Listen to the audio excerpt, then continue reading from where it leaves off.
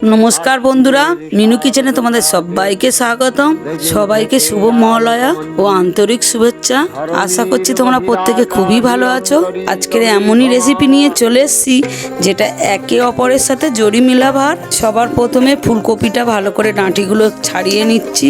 তোমরা চাইলে ডাঁটিগুলো রান্না করেও খেতে পারো। ফুলকপির এই পাতাগুলো দিয়ে দারুণ একটা রেসিপি বানানো যায়। রেসিপিটা যদি তোমরা জানতে চাও অবশ্যই আমাকে কমেন্ট করো। আমি শীতকালে এই রেসিপিটা খুব তাড়াতাড়ি নিয়ে আসবো। ফুলকপির সাথে আলুটা ঠিক এই রকমভাবে কেটে নিলাম। প্লিজ এই ছোট্ট রেসিপিটা তোমাদের সম্পূর্ণ দেখার অনুরোধ রইল। আশা করছি রেসিপিটা তোমাদের অনেক ভালো লাগবে। পরিমাণ মতো একটু জল নিয়ে আলুটা অর্ধেক সিদ্ধ করে নিচ্ছি। পরিমাণ মতো অল্প একটু নুন দিয়ে দিলাম। কিছুক্ষণ পরে আলুর জলটা একটু ফুটতে শুরু করেছে। কেটে রাখা ফুলকপিগুলো দিয়ে 30% বয়েল করে নিচ্ছি। এতে ফুলকপির গ্যাসটা কেটে যাবে এবং খেতেও খুব টেস্টি হবে। ময়দাটা যদি 3 ভাগ হয়, আটাটা তাহলে 1 ভাগ নিতে হবে। পরিমাণ মতো একটু নুন ও চিনি দিয়ে দিলাম। পরিমাণ মতো একটু সাদা তেল দিয়ে দিলাম। দিয়ে একসাথে করে ভালো করে ময়াম দিয়ে নিচ্ছি। ময়ামটা যত ভালো হবে লুচিটা ততই ভালো নরম হবে। সব কিছু ভালো মতো মিশে গেলে ঠিক এই রকম হয়ে যাবে। অল্প অল্প করে গরম জল দিয়ে মাখতে হবে। জলটা কিন্তু একবারে দিলে পারফেক্ট মাখা হবে না, অল্প অল্প করে জল দিয়ে দিয়ে মাখতে হবে। মাখাটা যত ভালো হবে লুচিটা ততটাই নরম হবে। সমস্ত ময়দাটা ভালো করে মেখে নিয়ে 1 ঘন্টার জন্য রেস্টে রেখে দিলাম।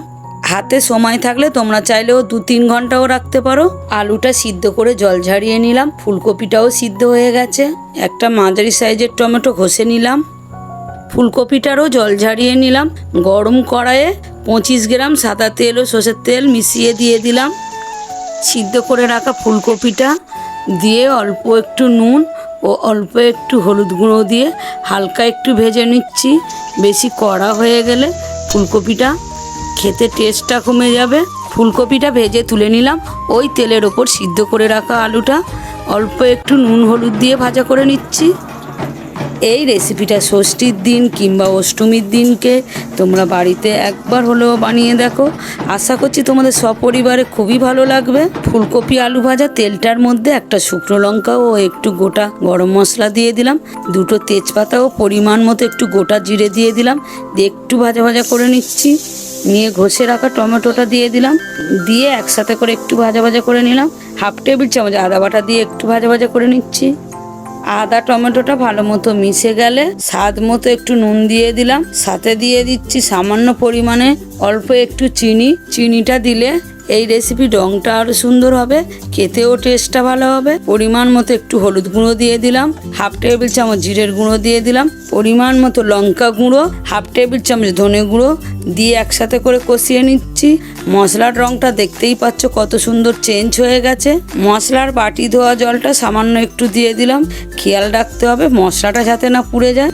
ভেজে রাখা ফুলকপি আলুটা দিয়ে একটু কষিয়ে নিচ্ছি। গ্যাসটাকে লো ফ্লেমে রেখে 5 মিনিটের জন্য একটু কুক করে নিচ্ছি। 1 ঘন্টা পরে ময়দাটা অনেকটাই সফট হয়ে গেছে। রেসিপিটা তোমরা কে কোথা থেকে দেখছো অবশ্যই আমাকে কমেন্টে জানাতে ভুলবে না। তোমাদের কমেন্ট পড়তে আমার খুবই ভালো লাগে। ময়দাটা গোল গোল করে লেচি কেটে নিচ্ছি। তোমরা চাইলে এর থেকে ছোট কিংবা আর একটু বড়ও করতে পারো।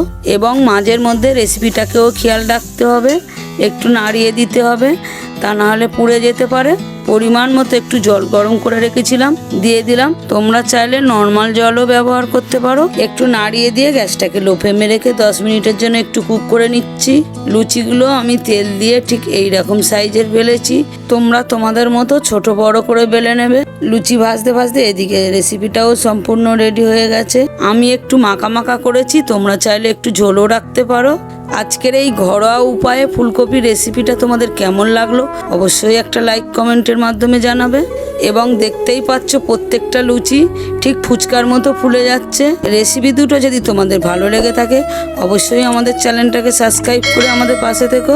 পরবর্তী রেসিপি তোমরা কি দেখতে চাইছো অবশ্যই আমাকে কমেন্টে জানাবে। দেখা হচ্ছে নতুন রেসিপিতে। তোমরা সবাই ভালো থেকো।